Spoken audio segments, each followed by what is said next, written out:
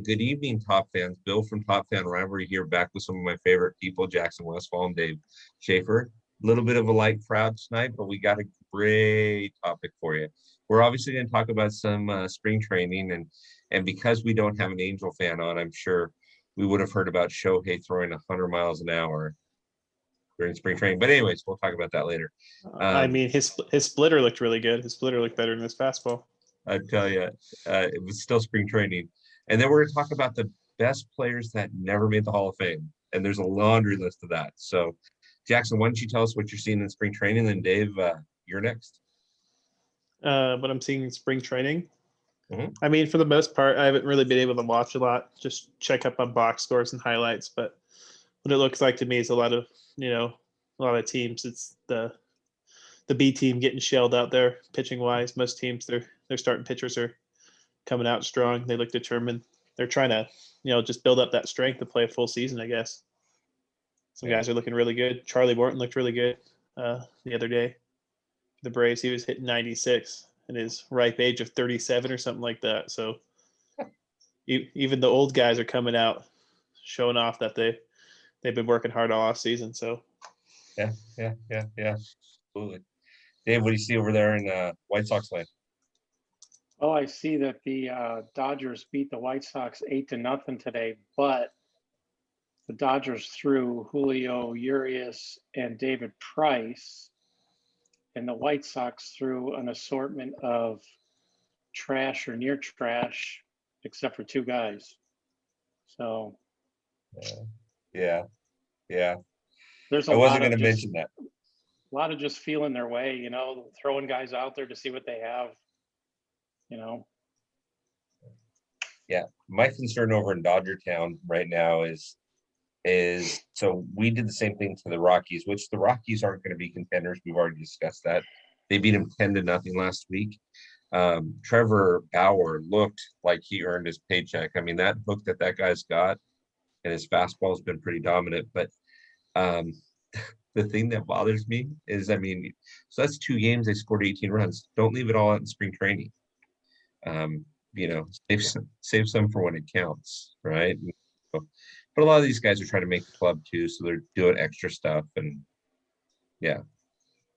I mean, there's different philosophies on it. You want to get guys stretched out, ready to go day one, and you need to leave some room to test some guys and see what you got. And maybe there's not that much of that going on as much on the Dodgers roster. I don't know, but that's what I've seen so far is a lot of the regulars are in, but they're in for 1 or 2 at bats.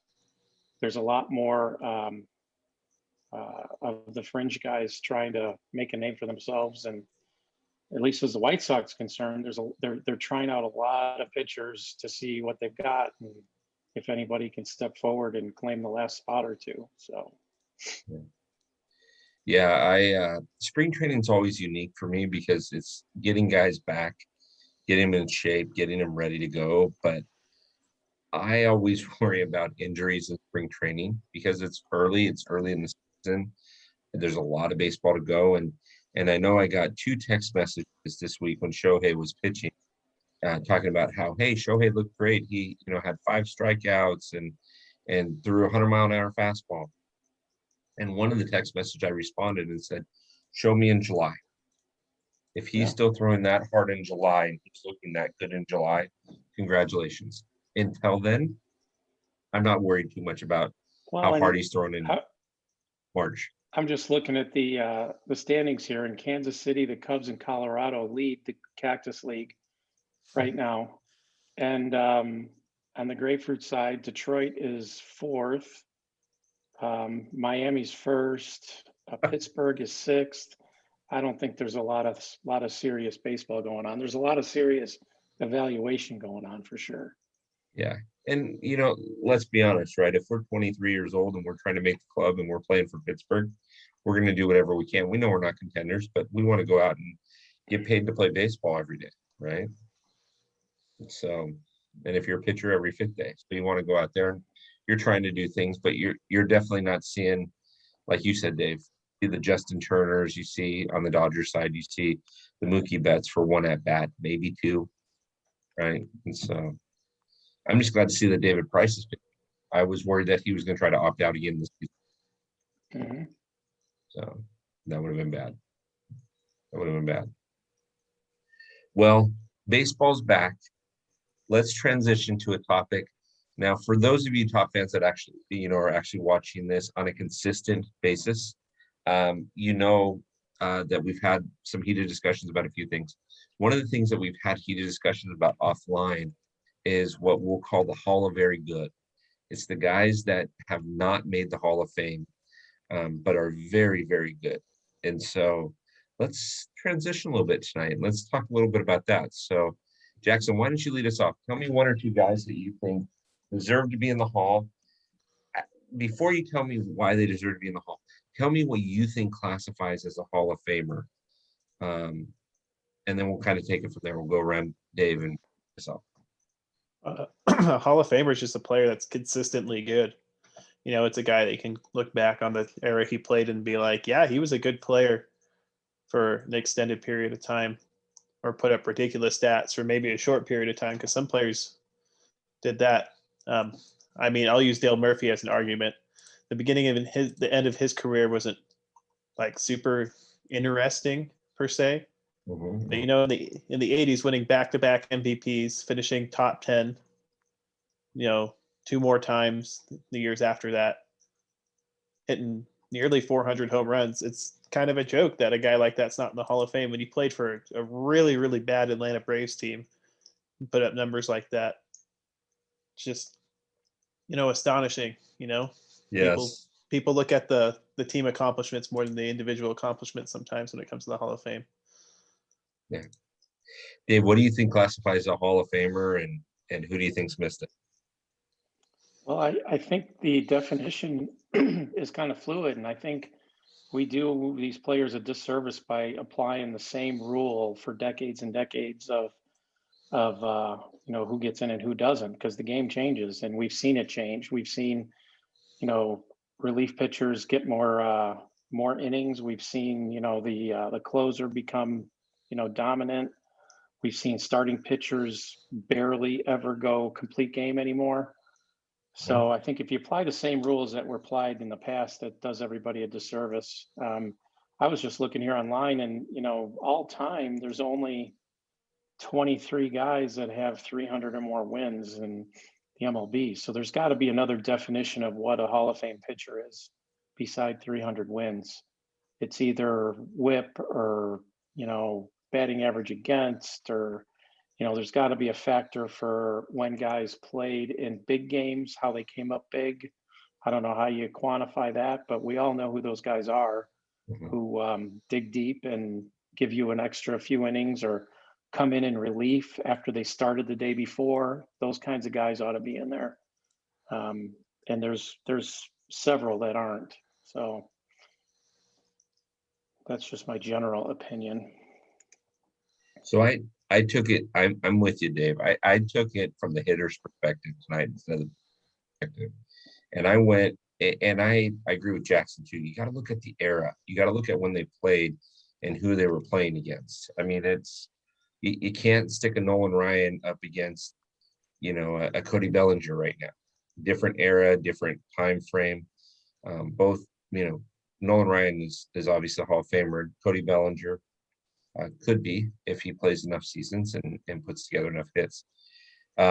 There's a number of guys that I just think that I found this interesting. So I was looking up all-time hits leaders, and so of the top 100 of all time, there's only like a dozen that aren't in the Hall of Fame.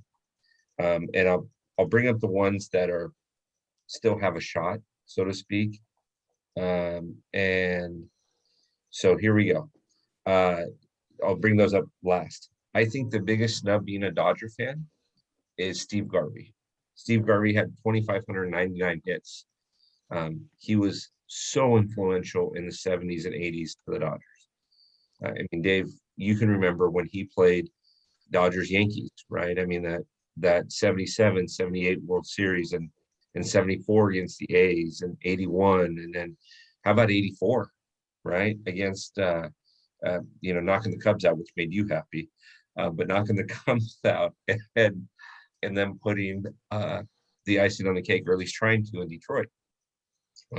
Dale Murphy was already brought up, but here's a couple of names that might surprise you that never made it, and I still kind of question why. Dave Parker, right? 200 or 2,712 hits. Okay, and correct me if I'm wrong, but he was pretty awesome in the 70s and in the early 80s. Bill Buckner, but Bill Buckner, after that ground ball went through his legs, he was not going to have really a shot. Jeff Kent, arguably one of the best second basemen of the 90s and 2000s. Lou Whitaker, another fantastic second baseman, played for some very bad Detroit Tiger teams. Dwight Evans played for Boston.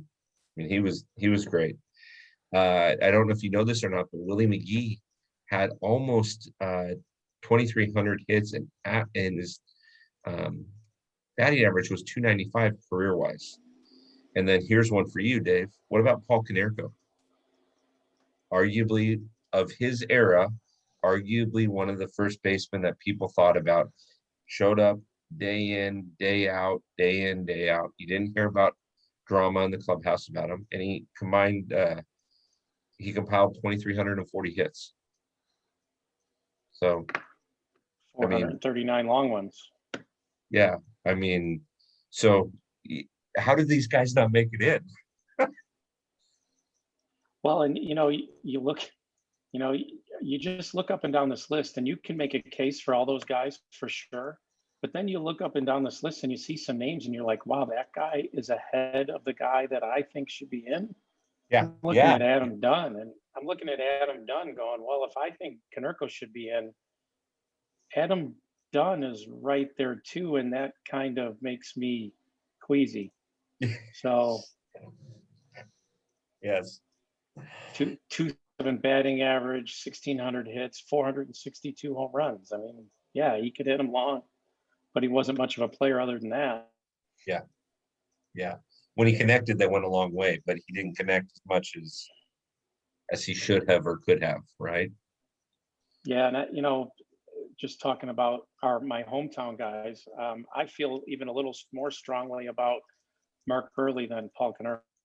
Yeah. And I think they're both fantastic, and they're both the similar player. They're unassuming leaders, quiet leaders. But, to me, there's got to be a way to give these guys credit when they win on the big stage and they do incredible things. A grand slam in the World Series is worth a lot. It's worth a lot more than 100 hits even in the regular season. It's, you go out and you throw a complete 2 or 3 complete games in the playoffs, and you come back in relief when your team is in extra innings and needs an arm. Yep. You have a perfect game and a no-hitter. How does that guy not get in? Well, and you make a great case, right? I mean, and that goes into the factor of, so you look at some of these guys that we just mentioned, the Dale Murphys, the Lou Whitakers, even to an extent, Dave Parker, right? Or Dwight Evans. They played for some pretty bad teams, and you didn't really see them in October, right? I mean, Jackson, how many times when Dale Murphy was playing did the Braves make the playoffs? Oof. Not very many. I gotta fact check that. I'd venture to say like once. Once, maybe once, right? And it's Ryan Sandberg disease, right? Yeah. And arguably you could say that Jeff Kent of his era was maybe as valuable as Ryan Sandberg in some aspects, right? So, I mean, so here's a couple of names that are coming up that I think will be interesting. So Ichiro, probably a first ballot guy. I don't know how you don't make that guy first ballot Hall of Famer, right? Miguel Cabrera will probably get in. He still got 4 more seasons, I think, on his contract, which is, he could get 3,000 hits. And he'll probably get 500 home runs. Do you know how many hits he's already got, Dave? 2,866. Yep. What are the odds that he gets 3,000? It's pretty good, right? He's gonna end up over 10,000 at bats. Yeah. That's insane. All right. Dale Murphy made the playoffs once with the Braves in 1982. Woo! See, It's hard to hold that against a guy like that, but you He won- got to he give won the MVP guys that that year. were there and performed some credit, you know? well, I mean, Dave, you watched Dale Murphy in the '80s. Is he a Hall of Famer? Oh yeah, he was there. He was a good guy. Yeah. He needed to be in the playoffs. It's there, you know, the Braves pissed away his career, unfortunately. Well, Yeah. speaking for my dad's favorite player here, unfortunately, he's not on here to talk about Dale Murphy. Who would have loved this topic? But my dad said growing up in Atlanta, Dale Murphy was everyone's favorite player because he was just that good. Yeah. Like he had that syndrome where when he fell off drastically. I think that really hurt his chances. But like, you can't really hold that against a guy who for about 10 years was as consistent as they come, you know? Yeah. And again, that's the art. He was a good dude. He was the guy that, from my understanding, players like to be around. I mean, he was kind of the Mark Burley. He was the guy in the clubhouse that nobody really messed with because he was just a good dude. Yeah, just quiet and do your job. It's guys like, and I'm going to say two names here, and you guys may or may not disagree with me, or may not agree with me, but it's guys like Dustin Pedroia, you know, relatively, and Jorge Posada, who just show up, lace them up every day. They don't cause drama. You don't see them starting fights. You don't see them. They just come to show up and play. Now, Dustin didn't play long enough, nor does he have the numbers. But what about Jorge Posada? I mean, look at all the rings he's got. I mean, I can't remember how many hits he has, but for a switch hitting catcher, I mean, Yeah, I mean that's good. How many moments were his though? How many times did he come through in the clutch? I don't remember. I honestly don't know. yeah, I mean, he had that double in the playoffs to stage a comeback, I think, against Boston one time. I mean, he was the type of catcher that to be honest with you, if you gave me a choice during the same era, if you said lace them up for, who do you want? Lace it up for Piazza or lace it up for Posada? I'm gonna ask for Posada. Oh, every time. Yeah. I mean, that's craziness. Okay, so here's some topics. I'm curious what you boys think. Okay, obviously we know that David Ortiz is going to get in, right? That's no question.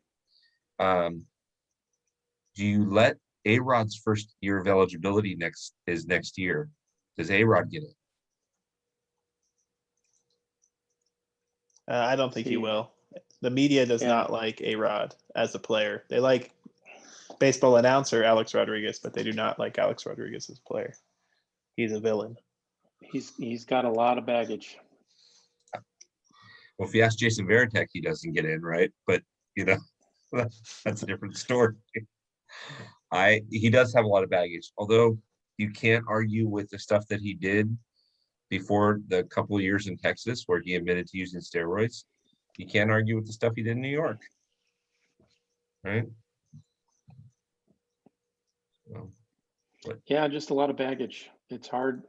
You know, these guys are all journalists that are voting. So, Yep. And he's got the drugs attached to him. So, a tough one. So here's one that will surprise you guys. Did you know that, let's see, 231 hits shy of 3,000 hits was Johnny Damon? Yeah, he's right there. And he didn't even get consideration. I mean, what's wrong with Johnny D? How many teams did Johnny Damon play for? Is the real question. 4, 5. I Boston, felt like he New played York. for more than that. Boston, New York, Tampa Bay. I feel like he played in Cleveland. Maybe I gotta played pull this in up. here. Oh, here we go. All right, he played for Kansas City, Oakland for 1 year, Boston, New York, Detroit, Tampa Bay, and Cleveland. Yeah, I was right. Cleveland was last year. Wow, didn't know that. His Here's a formative name. years were in Boston and New York, right? That's what we remember. Yeah. Here's a name for you. Yep. 2,605 hits. .294 lifetime batting average. Huh? Tim Raines. Oh, Right. but he got in. Is he in? I don't Yeah, remember. he got in his last year, didn't he, Jackson? Okay. Yeah, he got in. The Hall of Fame members are allowed to vote. It's like a legacy vote thing. Yeah, They he do. got in recently. Yeah, that was almost like a Burt Blyleven thing where it was one of the bigger snubs because you remember Tim Yeah. Raines and Ricky Henderson back in '80s, where I mean those were your guys that you wanted to get on base if you were a fan of either of those teams. Those guys can run. Here's one I from got the one. set. Go ahead. Oh, I got one for you guys. Yeah. I mentioned him before. It's the crime dog, Fred McGriff. Yeah, 7 home runs short of 500. You know, he had almost 2,500 hits. Career OPS of almost 900. so Dave, here's one for you. I mean, I like Fred McGriff. He played for the Dodgers for a while. Fred McGriff played for so many teams. He did. I have one for you, Dave. I wonder if this name rings a bell from the 70s and early 80s. You ready? 2,743 hits. Al Oliver. Yeah. Number He- 0. Yeah. He just, most of it was in Pittsburgh, I believe, right? Yeah. Wasn't he on the Willie Stargell teams? Yeah. So then also Yeah, the it's a argument. lifetime 303 too. Yeah. That's good stuff. He must have ticked You know, off some sports writers that were voting. Well, take a comparison to him. Look at Harold Baines. He made it in. Look at Yeah. his numbers compared to Al Oliver. And Harold Baines was in your locker room for a number of years, right? Oh yeah, In Chicago. good player, but he the numbers aren't that good. Yeah. And he was a DH for a long time. He didn't even play defense. Jackson, if I change the screen, it will show what I'm doing. Can you look up who next year's first year players are for me for the Hall of Fame voting? Yeah. I want to throw another player out there. Jack Morris won 250 games. Yeah. I was surprised that he didn't get it. I mean, he should get it based off that World Series Game 7 pitching performance alone. True. That's true. There are so many pitchers out there that throw well, but they just don't get over that hurdle, and I don't know why. So, And there's a lot to be said for just the media markets they play in and the visibility that these guys get. You could probably talk to 20 different Dodger fans and 20 different Yankee fans, Red Sox fans, and ask them if they even know who Mark Burley is.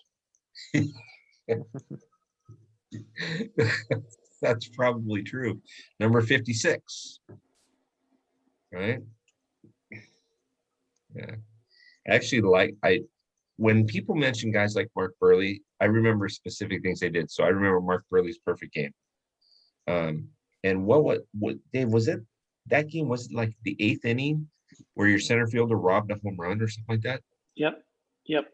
Dwayne Wise. Yeah. That was they replayed that game as one of the best of that era. Yeah, just because of that play. Yeah. I remember watching it thinking, holy crap. he climbed that fence like Willie Mays Hayes. Yeah, it was a fantastic play. Yeah, it was. Jackson, what you got for us over there? All right.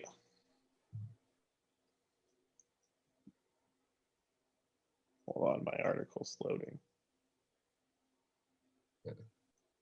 So Dave, I had this conversation with somebody today, knowing about this topic. What are your personal feelings, since you watched him play and I did too? What are your personal feelings about letting Pete Rose into the Hall? I think the guy's done his time. I mean, I think he's a mental midget, but you can't argue with what he did on the field. The guy's done his time. He didn't bet. I mean, he did some things wrong, but I don't know. I don't see the point in waiting until he's dead, which is All what they're right. gonna do. I got it. Yeah, So we exactly. Dave, go ahead, Jackson. We got Mark Burley, Tim Hudson, Torrey Hunter, Dan Herron, Barry Zito, AJ Burnett, Aramis Ramirez, Shane Victorino, Grady Sizemore, and Nick Swisher. You had to throw that last one in. Hey, he's on MLB.com's list. That guy's a disaster. Little trouble with Nick Swisher? Yeah, we'll never like him on the south side of Chicago. He robbed us. He should pay his money back. Well, of that list that you named, Burley's got a shot. And I don't know, with the exception of Torrey Hunter, I don't know that any of those guys will make it in the 10 years. Tell me I'm wrong. Yeah, probably not. I think Schilling. Go ahead. Yeah, the wild cards are the guys that have been held out because of drug suspicions. Yep. If the crowd gets a little more lenient and the voting gets a little more lenient, those guys could get in. I'm probably going to make a very unpopular statement here, but I'll back it up over 30 seconds. I just assume, and this has no hatred, not a Giants Dodgers. I just assumed see Pete Rose in the Hall before I saw Barry Bonds in the Hall. Because you knew that Barry Bonds was cheap. Pete Rose, he bet for his team to win. He didn't coerce the other manager, hey, throw the games, win some cash, I'll split it with you, or anything like that. And he's done his time. Dave, I'm with you about the mentality thing. I met him in Vegas one time, and yeah, I'm maybe just one too many long nights out. Maybe he was hanging out with Mickey Mantle or something. I don't know, but oof. Yeah, but I mean, at the end of the day, there's people that did pretty serious crimes that got off easier than he got off. So I don't know. What about the Pittsburgh Pirates of the 70s, the cocaine pirates, right? Yeah, there were a lot of crazy things that went on and probably still are going on. Yeah.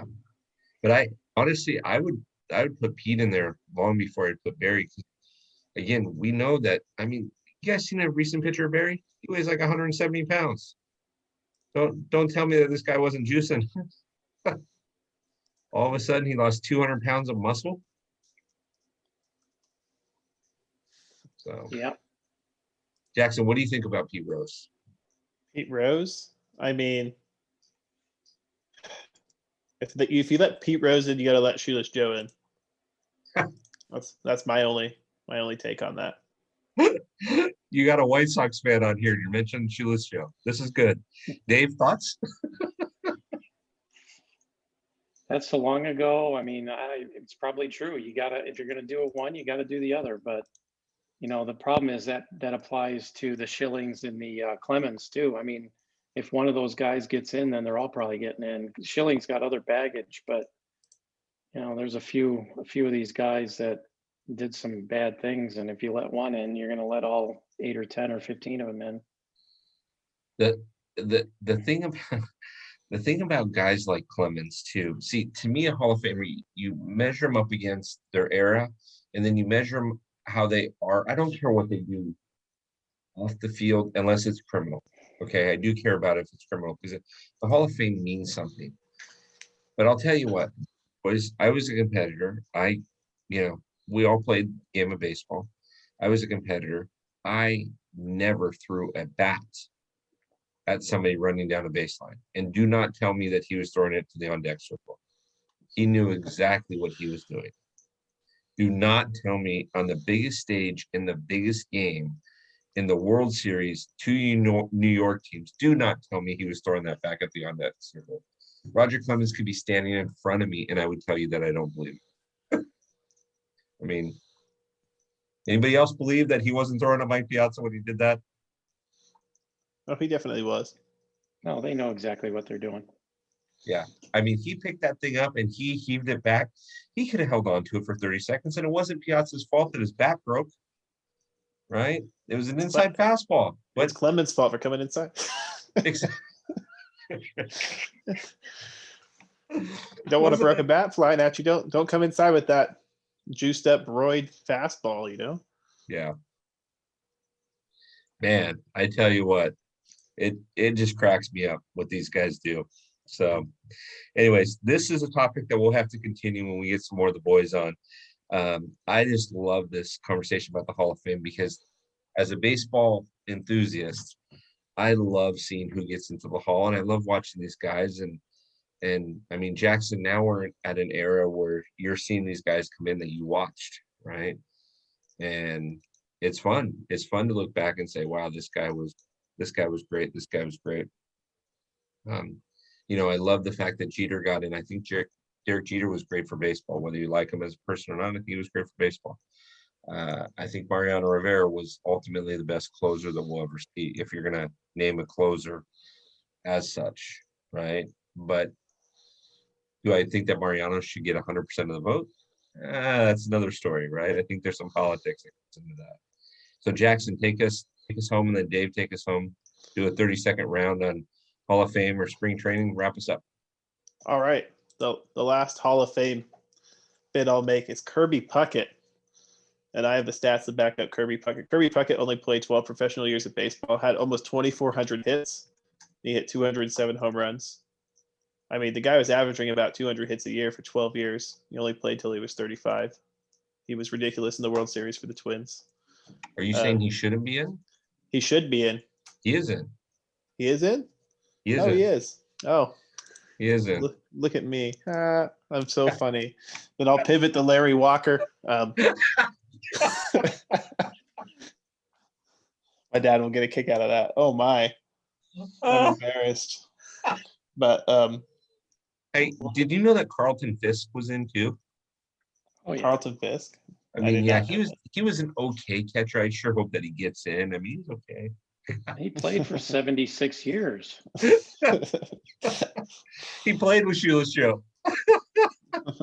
I love it. I remember when the White Sox finally had to try to tell him, look, dude, you know, we really need to give somebody else a shot here. You're like 49 years old. And he didn't take it well. And that was in the early 90s when they had a really good team. Yeah. Yeah. Yeah, that was kind of like the Brett Favre. Hey, you should really retire. We got this guy named Aaron Rodgers over here. Give it a try. Nah, I'm not ready to go yet. Let's go play for somebody else. It was more like, hey, meet us out at home plate. We're going to give you a shiny motorcycle and a ticket back to your house. You know, hint, hint, hint, get out of here. Here's a framed jersey. What does that mean? Oh, man, that's awesome. That's awesome. Well, Top fans, this has been fantastic conversation. This will be up on YouTube in the next 2 nights. Sure hope you enjoy this. There will be more to join us. There's always a number of folks that have some opinions on this, so feel free to make comments below. We love having you. We love seeing your comments, and we'll look forward to you meeting with us next week.